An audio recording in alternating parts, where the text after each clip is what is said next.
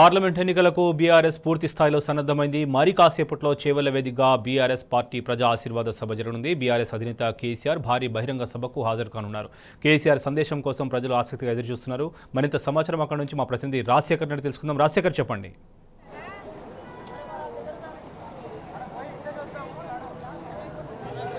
Shobhan, BRS party parliament ఎన్నికల్లో అత్యధిక స్థానాలు గెలిపే లక్ష్యంగా తొలి బహిరంగ సభను ప్రజా ఆశీర్వాద సభను చేవెళ్లలో నిర్వహిస్తుంది. ఉమ్మడి రంగారెడ్డి జిల్లాకు సంబంధించి చేవెళ్ల నియోజకవర్గ ఎంపీ అభ్యర్థిగా కాసాని జ్ఞానేశ్వరం పోటీ చేస్తున్నారు. ఆయనకు మద్దతుగా ఇవాళ ఈ చేవెళ్ల బహిరంగ సభ నిర్వహిస్తున్నారు. ఇప్పటికే పెద్ద ఎత్తున జనం ప్రాంగణానికి చేరుకుంటున్న పరిస్థితి అనేది కనపడుతుంది. ప్రస్తుతం మనం ప్రాంగణానికి ఎంట్రన్స్ లో ఉన్నాం. పెద్ద ఎత్తున కూడా బస్సులు ఇతర వాహనాల ద్వారా పెద్ద ఎత్తున వస్తున్న పరిస్థితి కనపడుతూ ఉంది. ముఖ్యంగా చేవెళ్ల పార్లమెంట్ పరిధిలో అర్బన్ రూరల్ ఉండడంతో అటు గ్రామీణ ప్రాంతాల నుంచి ఇటు పట్టణ ప్రాంతాల నుంచి పెద్ద ఎత్తున తరలి వస్తూ ఉన్నారు. పెద్ద ఎత్తున వస్తున్నారు. ముఖ్యంగా బీఆర్ఎస్ అధినేత కేసీఆర్ ప్రసంగం ఏ విధంగా ఉండబోతుంది అనేది ప్రధానంగా ఆసక్తిగా నెలకొన్న పరిస్థితి కనపడతా ఉంది.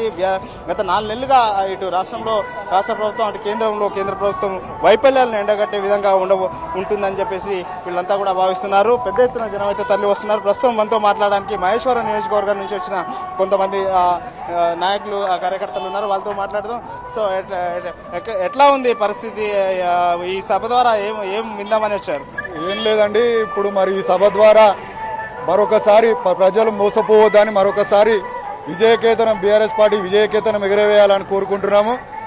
మరి మొన్న జరిగిన సార్వత్రిక ఎన్నికల్లో, అసెంబ్లీ ఎన్నికల్లో కొంచెము తప్పుడు ఆలోచనలతోటి, తప్పుడు వాగ్దానాలతోటి, తప్పుడు మరి ప్రచారంతో అప్పుడున్నటువంటి టీఆర్ఎస్ గవర్నమెంట్ను ఓడించడం జరిగింది పబ్లిక్.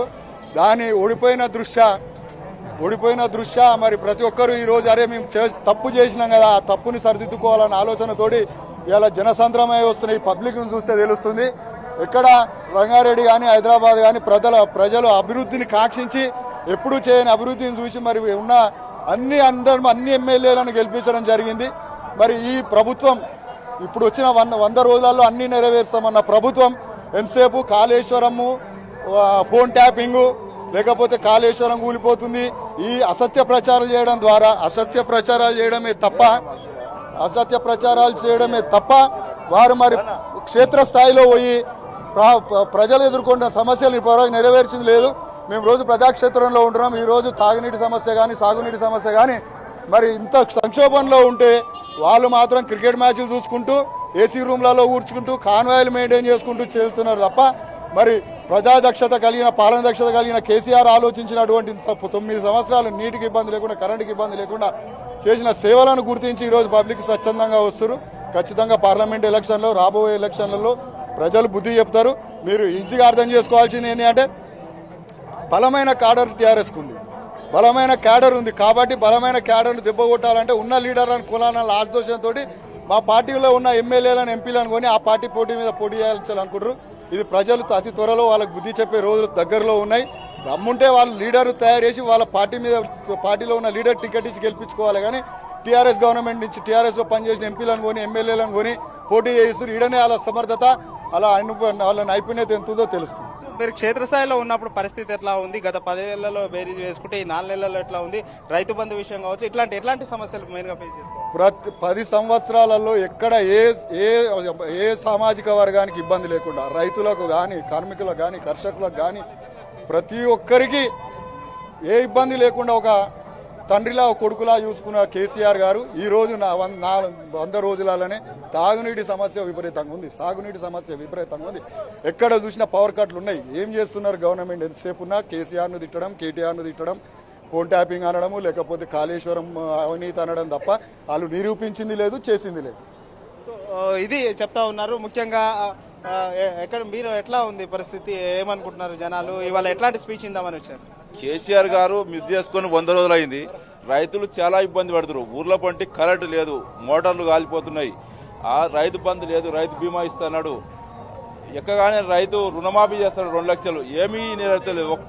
ఒక్క పథకం కూడా చెప్పింది చేసింది ఏం లేదు. రోజు దాని మీద కాళేశ్వరం అని అదని ఇదని బురద చల్లడమే తప్పితే చేసింది ఏం లేదు గత ప్రభుత్వం ఇప్పటి వరకు అయితే. 10 ఏళ్ళు కేసీఆర్ పాలన ఎట్లా ఉండేది? ప్రతి ఒక్క వర్గానికి మేలు జరిగింది ఆయనతోటి.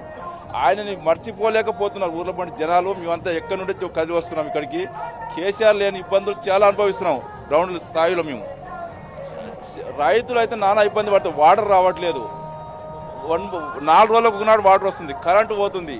4 నుంచి 7 గంటల కరెంటే ఉంటుంది గ్రామాలలో. ఇప్పుడు ఇదివరకు 24 గంటల కరెంటు ఉండేది. పంటలు ఎక్కడికక్కడ ఎండిపోతున్నాయి. మా కేసీఆర్ పోయి ఎంత ఇబ్బంది అనుభవిస్తున్నామంటే అది మళ్ళీ మనం 20 ఏళ్ళు వెనకకు పోయినాం. ఇప్పటికి ఇక 5 ఏళ్ల పాలన ఎట్లా ఉందో ఎట్లా చూడాలో మనం ఏమి అనుభవించాలో తెలుస్తలేదు. అది మీరు ఎక్కడి నుంచి వచ్చారు? ఎట్లా ఉంది గత కాంగ్రెస్ పాలన? ఇప్పుడు ముఖ్యమంత్రి కేసీఆర్ గారి స్పీచ్ ఎలా ఉండబోతుందని మీరు భావిస్తారు? కేసీఆర్ వచ్చింది, కేసీఆర్ పోయినాక కాంగ్రెస్ ప్రభుత్వం వచ్చింది. పంట నష్టాలు పోయినాయి, రైతు బీమా పోయింది, రైతు బంధు పోయింది, ప్రతిది పోయింది. ఏది చేసినా కాంగ్రెస్ ప్రభుత్వం అది అంటది, ఫోన్ టాపిక్ అంటది. కేటీఆర్ తిట్టుడు, కేసీఆర్ తిట్టుడు, కవితను తిట్టింది తప్ప వీళ్ళు కాంగ్రెస్ ప్రభుత్వం ఏం చేసింది? అంతా రైతులు మొత్తం మోసం, పంటల నష్టాలు అయినాయి, పంట మొత్తం పోయింది. అన్ని వర్గాల మొత్తం నాశనం చేసారు కాంగ్రెస్ ప్రభుత్వం వచ్చి. ఏమి చేసింది? జై కేసీఆర్. సో అలాగే యూత్ కూడా వచ్చారు. ఎక్కడి నుంచి వచ్చారు తమ్ముడు? మా జిల్లాలో కూడా అన్న మాది. సో ఎట్లా కేసీఆర్ గారిని చూడడానికి ఎట్లా అనిపిస్తుంది? చూడడానికి వచ్చారు, ఎట్లా అనిపిస్తుంది? గతంలో ఎట్లా ఉండే, ఇప్పుడు ఎట్లా ఉంది? గతంలో కేసీఆర్ ప్రభుత్వం, కేసీఆర్ పాలన చాలా మంచిగా ఉందన్న. ఇప్పుడు కాంగ్రెస్ పాలన వచ్చి కొంచెం మనకు కూడా చాలా ఇబ్బంది ఉంది. కానీ అట్లా కేసీఆర్ని ఉండికి వచ్చినాం. కేసీఆర్ జై కేసీఆర్. కేసీఆర్ పెద్ద ఎత్తున తరలి వస్తున్నారు. మైనార్టీ సోదరులు కూడా కొంతమంది ఉన్నారు. ఎక్కడి నుంచి వచ్చారండి? ఎక్కడి నుంచి వచ్చారు? పరిగి నుంచి. సో ఎన్ని గంటలకు బయలుదేరారు? ఎట్లాంటి ప్రసంగం వినడానికి వచ్చారు కేసీఆర్ గారిది? మధ్యాహ్నం బయలుదేరినాము. కేసీఆర్ ప్రసంగం ఈరోజు చేవెళ్ళ ఎంపీ మన కాసాని గణేశం గారి గురించి మాటలు విందామని వచ్చినాము. ఎట్లా ఉంది కాంగ్రెస్ పార్టీ చాలా మోసం చేసింది. కాంగ్రెస్ పార్టీ 100 రోజుల గ్యారంటీలో చెప్దామని ఒక్కటి కూడా, కరెంట్లు పోతున్నాయి, నీళ్లు లేవు, అన్ని చాలా ప్రాబ్లం అవుతుంది. సో మీరు ఎక్కడి నుంచి వచ్చారండి? మేము ఇక్కడ పూడూరుకి ఇచ్చిన 6 గ్యారంటీకి అయితే పథకాలు ఉన్నాయా లేవా? అందుట్లో ఒక్కటి కూడా అమలు కాలేదు. ఒక లేడీస్ మాత్రం ఒక బస్సులో కూడా తప్ప మిగతా 5 గ్యారెంటీలు ఉన్నాయి కదా, ఏది లేదు. రైతు బంధు లేదు, రైతు బీమా లేదు, కళ్యాణ లక్ష్మి, తులం బంగారం లేదు, 2000కి 4000 అంటారు, 10,000కి 15,000 అంటారు. ఏ ఒక్కటన్నా అమలు అవుతుందా? ఏది కూడా లేదు, అన్ని జీరో. కాబట్టి దాని మీదకి మనము వాళ్ళు ఓట్లు అడగటానికి వాళ్ళు లేదు. మేము వేయాలంటే కూడా మాకు మనసు ఉత్తలేదు. ఎట్లా ఉండబోతా ఉంది? కాసాని జ్ఞానేశ్వర్ ఇక్కడ చేవెళ్ళ నుంచి ఎంపీగా పోటీ చేస్తా ఉన్నాడు. ఎట్లా ఉండబోతా ఉంది? వాళ్ళు చేసిన పనుల మీదకి వెళ్ళి నిరోత్సాహంతో కాసాని గణేశ్వర్ గెలుస్తాడు. గొప్పదనం మీరు గతంలో కూడా ఈ ప్రాంతం నుంచి 2 సార్లు బీఆర్ఎస్ ఎంపీని గెలిపించారు. ఈసారి ఎట్లా ఉండబోతుంది? ఈసారి కూడా మంచి ఖచ్చితంగా గెలుస్తాడు, గ్యారంటీ గెలుస్తాడు, సమస్య లేదు. మీరు ఎక్కడి నుంచి వచ్చారండి? మేము సేమ్ నిజాంపేట. కేసీఆర్ గారు ఏం మాట్లాడతారని మీరు భావిస్తా ఉన్నారు? కేసీఆర్ గారు ఇదివరకు చేసిరు కాబట్టి ఆయన పిలుపు మేరకు మళ్ళీ వచ్చినాం పార్టీ. చాలా మంచిగా పడ్డాయి. ఇప్పుడు ఆ రైతు బంధు వాళ్ళే ఏం పడలే. ఇప్పుడు రైతుల గోస, కరెంటు కట్టింగ్, అన్ని ఇబ్బందులే ఉన్నాయి. ఇది చెప్తా ఉన్నారు. మరోవైపు మొత్తం కూడా ఈ ప్రాంగణం అంతా కూడా జనసంద్రోహంగా మారిన పరిస్థితి అయితే మనకు కనపడతా ఉంది. పెద్ద ఎత్తున జనాలంతా కూడా తరలి వస్తూ ఉన్నారు. బస్సులు అలాగే డీసీఎంలు పెద్ద ఎత్తున తరలి వస్తున్నారు. కొంతమంది యూత్ వచ్చారు, వాళ్ళని అడిగి తెలుసుకుందాం. ఎక్కడి నుంచి వచ్చారు బ్రదర్? ఎట్లా ఉంది? కేసీఆర్ గారు మరి కాసేపట్లో రాబోతా ఉన్నారు. ఎట్లా చూస్తూ ఉన్నారు? స్పీచ్ వినడానికి ఎట్లాంటి ఆసక్తి కనబరుస్తూ ఉన్నారు? ఎట్లా అనిపిస్తూ ఉంది? చాలా పబ్లిక్ ఎదురు చూస్తూ ఉన్నారు కేసీఆర్ ఎప్పుడొస్తారు అని. ఏదో కొద్ది జస్ట్ మిస్ అయ్యి మా ప్రభుత్వం పోయింది. కానీ చెవేల గడ్డ మీద బీఆర్ఎస్ గడ్డ ఇది. 100% బీఆర్ఎస్ ఇక్కడ మళ్ళీ విజయం సాధిస్తుందని మేము ఆతృతగా వెయిట్ చేస్తున్నాం. ఎప్పుడు ఓటు వేయాలి, మా ప్రభుత్వం మళ్ళీ బీఆర్ఎస్ ఎప్పుడు గెలుస్తుందని వెయిట్ చేస్తున్నాం. సో ఇప్పుడు ఎట్లా ఉంది కాంగ్రెస్ పాలన? ఈ 4 నెలలుగా అబ్జర్వ్ చేస్తా ఉన్నారు. అటు బీజేపీ ఎట్లా ఉంది, కాంగ్రెస్ ఎట్లా ఉంది? కాంగ్రెస్ పాలన మీకు ఎక్కడ కనిపించిందో నాకైతే అర్థం కాలేదన్న. మీకు ఎక్కడ కనిపించిందా? సీఎం కనిపించిందా?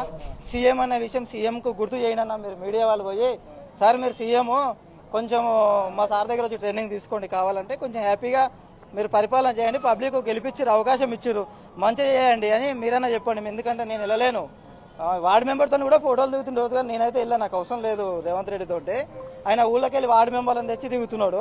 ప్రభుత్వం పరిపాలన మీద దృష్టి పెట్టి కొంచెం పని చేస్తే బాగుంటుందని కోరుకుంటున్నాను. గతంలో ఈ ప్రాంతం నుంచి రంజిత్ రెడ్డి ఎంపీగా ఉన్నారు, కొండ విశ్వేశ్వరరెడ్డి బీఆర్ఎస్ పార్టీ నుంచి గెలిపించారు. ఈసారి కాసాని జ్ఞానేశ్వర్ గారు పోటీ చేస్తా ఉన్నారు. ఎట్లా ఉండబోతా ఉంది ఇప్పుడు?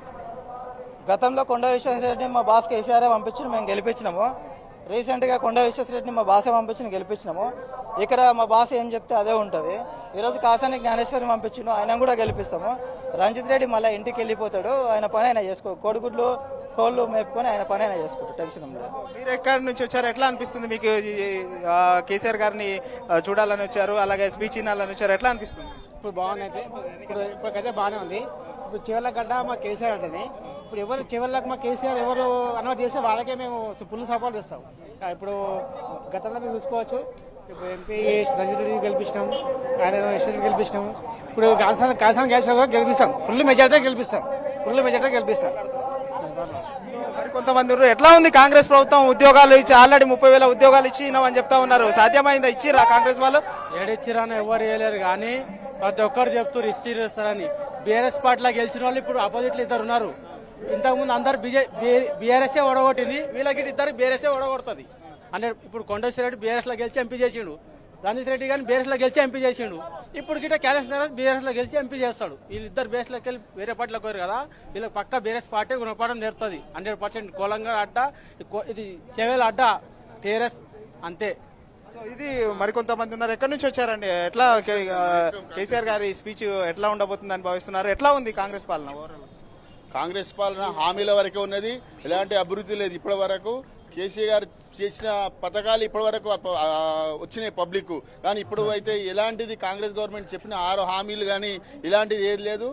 మళ్ళీ ఈసారి ఇప్పటి వరకు 2 సార్లు చేవెళ్లలో కారు గుర్తు గెలిచింది, మరోసారి కారు గుర్తు గెలిచి హ్యాట్రిక్ సాధించబోతున్నాం. ఇక్కడ పరిస్థితి పెద్ద ఎత్తున జనం అయితే తరలి వస్తూ ఉన్నారు. మరోసారి ఇక్కడ చేవెళ్ల గడ్డ నుంచి 3వ ముచ్చటగా కూడా బీఆర్ఎస్ పార్టీ ఎంపీగా కాసాని జ్ఞానేశ్వర్ గెలవబోతూ ఉన్నారని చెప్పేసి కార్యకర్తలంతా కూడా చెప్తున్న పరిస్థితి అయితే మనకి ఇక్కడ కనపడతా ఉంది. ఇది ఇక్కడ తాజా పరిస్థితి. శోభన్.